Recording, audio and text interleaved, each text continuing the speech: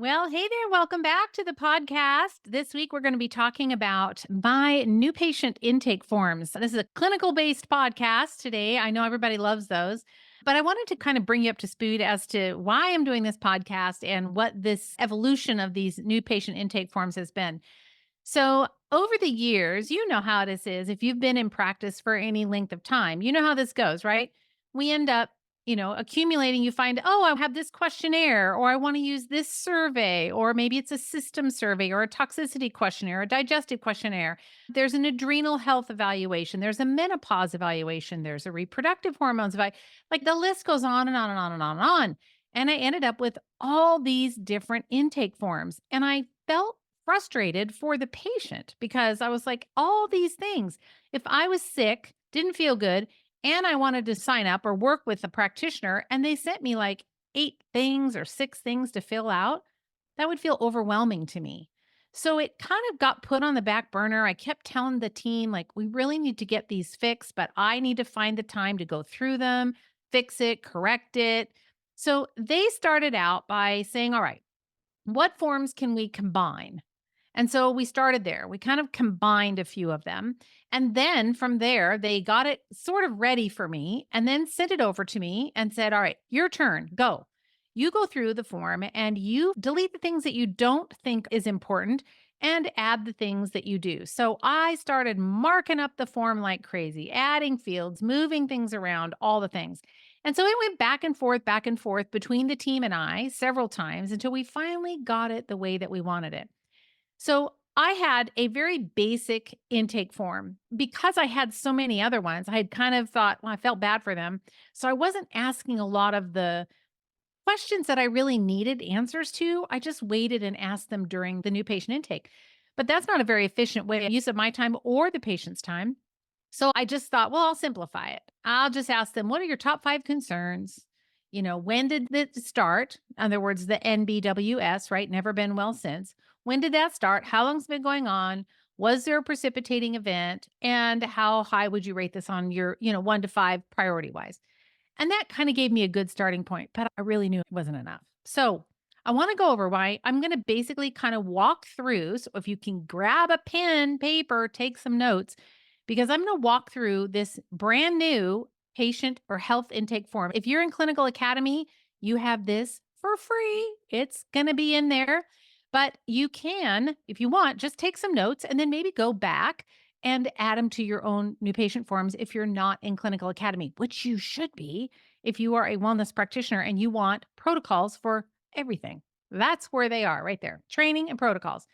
Here's where you go, rondanelson.com/clinical academy. That's it. Go in, $99 a month, game changer. Okay, back to the intake forms. So, of course, I start at the top by asking, name, date of birth, address, all that kind of stuff. I made sure that I had like, somebody else in emergency contact just in case, I needed it.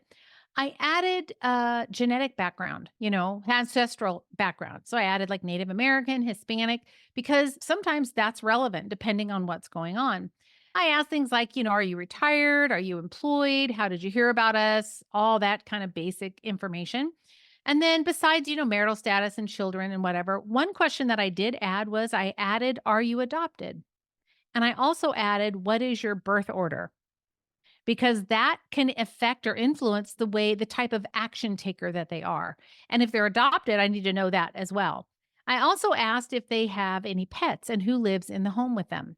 So, having pets in the home gives me information. And also, are they by themselves or do they have someone that's helping them, like a caregiver or young children at home? I kind of want to know.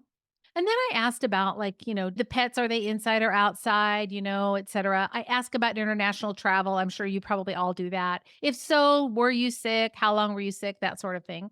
And then I start kind of digging into, what kind of, oh, I'll say emotional traumas have there been? Any major losses in their life? What's happened in your life that has been kind of like that moment that you'll never forget, like the death of a loved one or a divorce or the, death of a child or the illness of a child or your own illness, that kind of thing. And then I ask them, how much their health challenges are impacting their work, their lifestyle, that sort of thing. Then that's sort of I'll call that like the preamble. It's like the entry, right? I'm just kind of entering their space, getting to know them a little bit.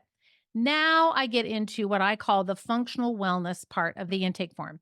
And in here, I'm asking them the same five, rate your top five priorities. When was the date of onset, severity, et cetera. And then I ask about things like chronic pain, chronic inflammation, which I did not have those on my last form. And then I ask them what their health goals are. And instead of asking them, this is one of the things that I find that sometimes the patient will say, like if I say, "What is your health goal?" What's the patient going to say back? "Oh, well, I want to feel better." Well, duh, or you wouldn't be here. So what I did this time was I gave them options to choose from. So I'm going to read a few of them to you. One of them says, the question is, how do you feel about your current health situation? Please check all that apply. One of them says, I feel hopeless. Nothing ever seems to work. Now, a patient's never going to write that. They might, but they're going to say, well, I want to get better. One of them says, I don't like how I'm feeling, and I'm really hoping that you'll be able to help. One of them is, as long as I know I'm getting better, I can be patient with the process.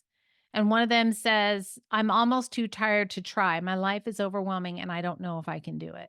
That's a wide variety of answers, but it provides so much information for me about how I need to manage them, how many supplements I can give them, right? I'm looking at the whole picture, not just the sick person that's sitting in front of me. And then I ask, what would it be like? What do you hope to achieve if you work with me? And then I always ask the magic wand questions. If you could wave a magic wand and have one or two of your health concerns disappear, which ones would it be? That just gives me some insight about, what's their priority. And then I also like to know what are the things that they can't do because of their health condition. And then, it seems like we always kind of focus on the negative because when they don't feel good, it is a lot of negative. But I really like to kind of future pace them a little bit. In other words, what are five things that you can't wait to do when you're better? Do you hear how that shifts the energy? It shifts it. And now they're thinking like, okay, these are the things I can't do, but oh, I'm so excited because when I'm better, I'm going to be able to do blah, blah, blah, blah, blah. So I want to shift that. I want them to start to see themselves as being well and healthy and whole. And then what are some other things that they might like to achieve during this process? And of course, I mentioned that I asked them about the never been well since. I asked them about their primary care doctor. When was the last time you went? And what was the reason? What was the diagnosis?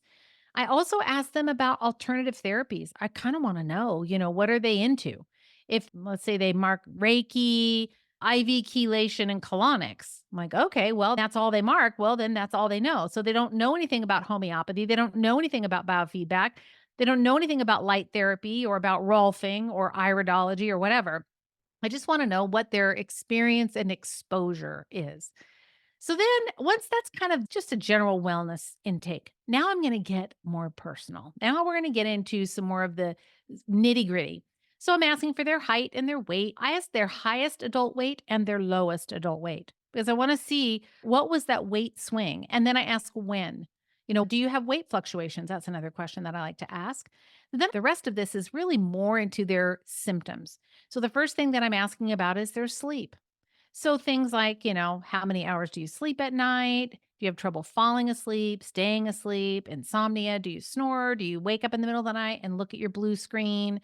Do you have a dark room when you sleep? Do you use nose strips? Do you take something before bed like NyQuil? Are there anything leading like a barking dog that makes you not sleep or a brand new baby? So I'm wanting that kind of information. Then I'm asking them about illnesses. And I kind of write a little description about this because I want them to think about this over the course of your life. What have been the illnesses? So I give like example chicken pox, example tonsillitis, anemia, bronchitis, pneumonia, strep throat, food poisoning. Like I write out some of the ones that are the most common because you know how it is, they forget. And we do too. Like if you said, what illnesses have you had? If you'd asked me an hour ago, chickenpox would not have been on my radar, but I did have chickenpox when I was a child. So we want to think about like prompting them a bit. So I'm asking them like what are their illnesses? When did it happen? Did it recur, the dates?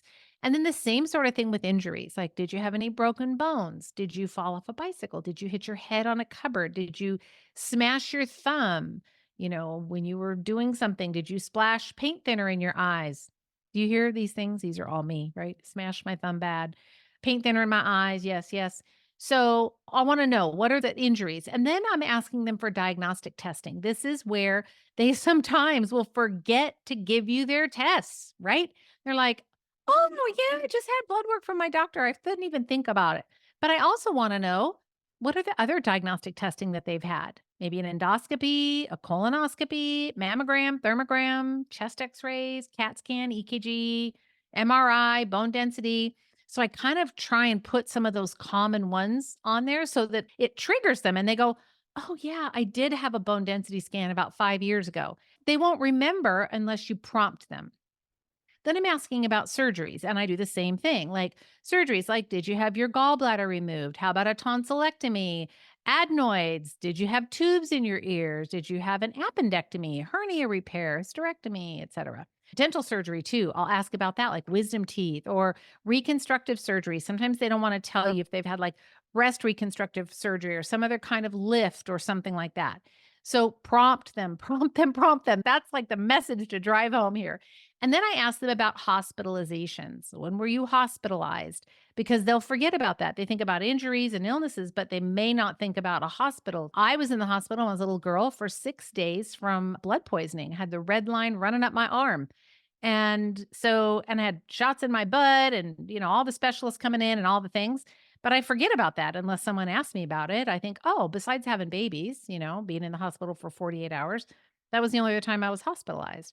So you want to ask them and kind of prompt them. Then I ask a little bit more about their birth history. Now, I know whether they're adopted or not, but now I'm going to say, okay, tell me a little bit more about how you were born. Let's talk about that. Were you vaginal or C section, full term? Were you nursed? Did your mother use an epidural? Were you bottle fed? What type of formula? Did your mother smoke? Was she on drugs? Was there alcohol involved? Was she on any hormone therapy, etc.? And then I go into a little bit more about their food. So, we often just do a food log, like for right now. Like, what are the things that you're eating now? But you and I both know that the foundation for what we eat often comes from childhood dietary habits. So that's where I like to start. As a child, what were your dietary habits? So I just ask them, I just have a list of maybe 20 things. When I say, okay, yes or no, did you eat these foods? Yes, no, or don't know. Did you eat these foods as a child? It could be like sweets, candy, cookies, donuts, brownies, boxed foods like Top Ramen, hot dogs. And then I put in there like high quality meats, fruits and vegetables. Were you a vegetarian? Because maybe the child was raised in a vegetarian family. You see, that's going to have an impact on how I'm thinking about what the presenting symptoms are. And then I ask if there are any foods that they avoided as a child. And I'm kind of looking here for more things that might be things that they were either sensitive to, allergic to, or there could just have been a texture issue, right? They just didn't like the way it like avocado or guacamole or, something that's like spicy things I don't like or things that are crunchy or I don't like crunchy peanut butter, whatever it is. So that's what I'm getting at there. And then I ask about childhood illnesses. So this kind of dovetails on what was earlier, but I'm asking more specifically, meaning like, did you have any significant dental work? So did they knock out a front tooth or did they have fluorosis in the teeth and they had to pull them? What about chicken pox? What about whooping cough? Any kind of seasonal allergies? Was there hyperactivity? Was there colic? Were you colicky as a baby? Maybe some behavior problems in school. Did you have ear infections and tubes? Did you have alcoholic parents? And did you have skin disorders like eczema is a good one. Exposure to secondhand smoke. So there's all kinds of information. And then I'm going now, we're still in kind of childhood, right? And of course, I'm going to ask about immunization history. And I just list out all the vaccines and I ask them to check them off. Now, can you imagine up to this point, and we're pretty close to being done here. Can you imagine me asking them these questions in a new patient intake appointment? It would be 3 hours long. So they're going to get to, for instance, this part in the, process, and they're going to look at immunization history and go, oh, I don't know, mom, can you tell me, do you have my immunization records? What was I immunized for? Mom may not know. And you might just say, I don't know. But nonetheless, we still want to ask the question. Then I go into family history. So, just like you fill out at a doctor's office, right? You want to know cancer, mother, father, brother, sisters, maternal, paternal, aunt, uncle, etc. So, all kinds of different things there. So, I have like, all sorts of cancer, ADD, ADHD, anxiety, arthritis, autoimmune diseases, bladder disease, clotting disease, heart disease, emphysema, food sensitivities, IBD, MS, macular degeneration, Parkinson's, parasites, schizophrenia, all the things. So those are all listed. And then, of course, at the bottom, I say, please list anything that's not listed here. But that was pretty comprehensive.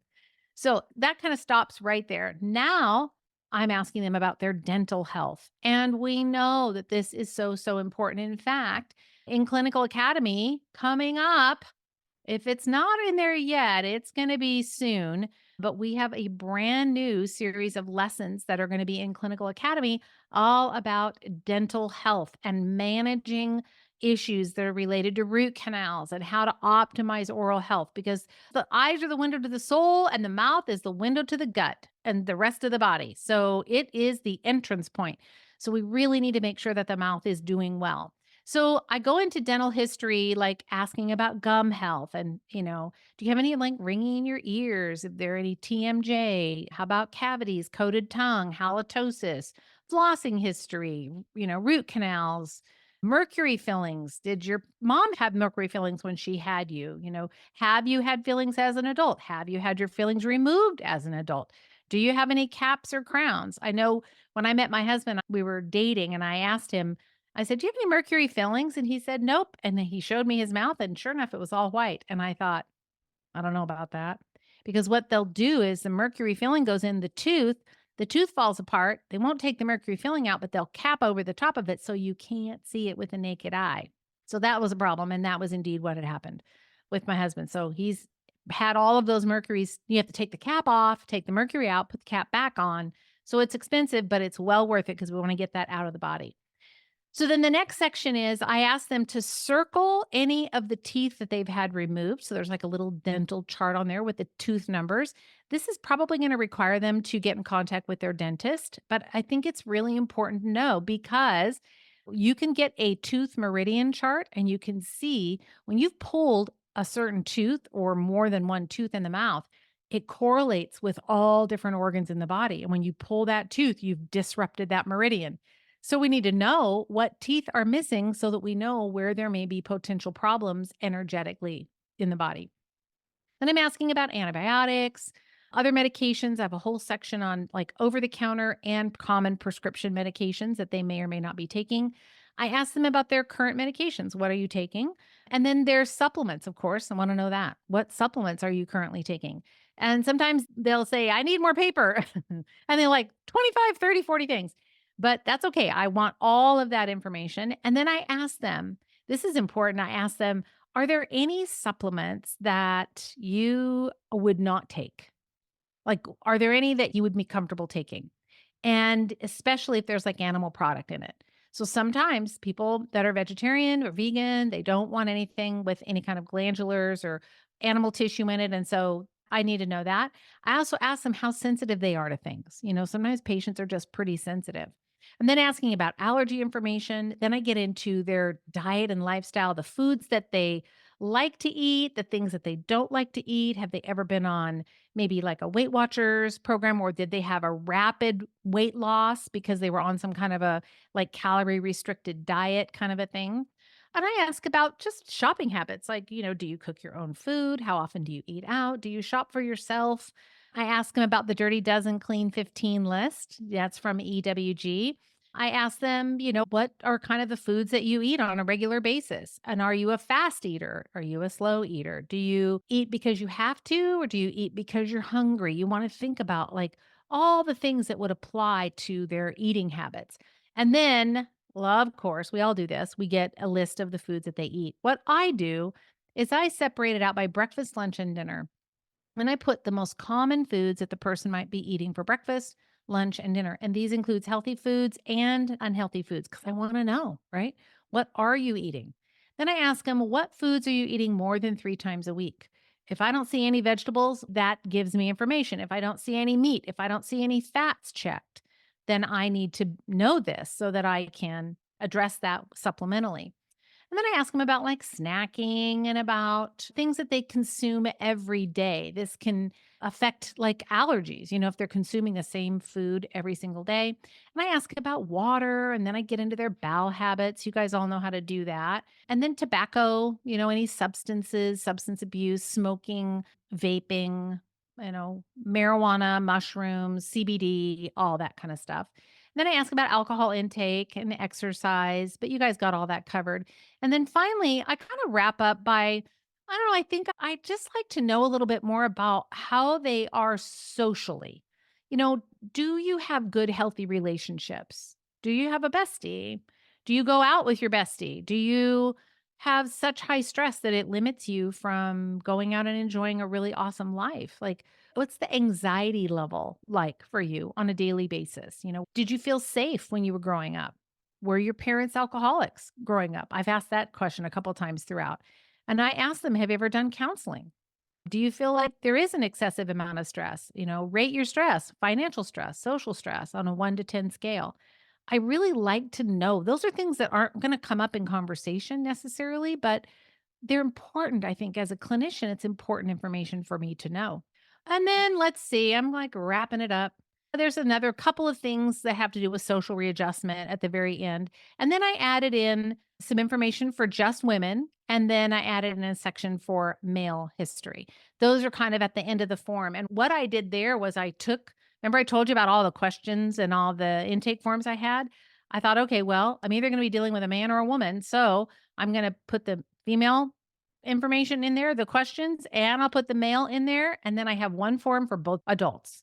And then they can fill it out appropriately. So this form, we have it loaded in Practice Better, and it's 17 pages in Practice Better. As a Word document, it's about 30 pages long, but we've been able to kind of consolidate it in Practice Better. But so far, the feedback from the patients that have used it, they appreciate the thoroughness of the intake. Because think about it from their perspective, they fill out a little, couple pages with just a little bit of information. Then they go to another practitioner, and that other practitioner is like, oh, here, take these 10 things and then come back in a week and I'll muscle test you, or 2 weeks or 3 weeks or whatever. And nobody really takes time to ask all those deep questions. And they may not love it, but they appreciate it and they feel very seen, very heard, and very validated. So if you are in Clinical Academy, you have this. I have given you the Word document so you can customize it, put your own name, logo, you can use it. It is yours for free. If not, go back, listen to this podcast again, write these things down because you can take your existing patient intake form and just augment it a little bit. Just start adding some things to it. One thing that I didn't say that I always add, and it's just because it's kind of a passion for me, is lichen sclerosis. I always add that question to the female intake form. I ask, do you have lichen sclerosis or have you been diagnosed with lichen sclerosis? Or I think it says, do you have lichen sclerosis? Yes or no, or maybe, or unsure, I think I put. And then they can give me more information about that. But I have been passionate about helping women with this condition for many, many, many, many years. And I've worked with so many women. And it's just one of those things that no one really talks about. Women don't really want to talk about it because it's so personal and a personal part of the body. And they are like, it's kind of not dinner table conversation. You know what I mean? So they don't really talk about it. But when someone asks, they go, oh, yeah, actually, I do. I would really love help with it. So I always put that in there. That's in the female section. So I hope this was helpful for you. I know I kind of went fast, didn't I? That was a lot of talking. I need a break now. I'm just teasing. So thanks for joining me on the podcast. As usual, go out, be yourself, be your rock star clinician that you are. I love having you in my world. Thanks for listening. I get such good feedback from so many of you all the time about how much you love the podcast. So if there's ever anything that you want me to chat about, talk about, I've got some controversial things that I'm rolling around in my mind at the moment. And it might be a little chicken to talk about it on the podcast. I might talk about it with my Clinical Academy people, but I'm not sure I'm brave enough to talk about it on the podcast. There's actually 2 topics that I want to talk about. So I'm having a little bit of a hot flash right now just thinking about it. So I don't know if I'm going to share. So stay tuned. You might get another little side of me here in the next couple months. I may end up like breaking loose and just going for it. I just don't want to get censored, They do that to you. When you say stuff that they don't like, then they shut you down, and that wouldn't be fun either. So, anyway, this was a good topic. I hope you loved it. If you did, you can always email support@rondanelson.com. Give me your feedback, rate, review. Love to hear it. Take care. I'll see you next week on the podcast.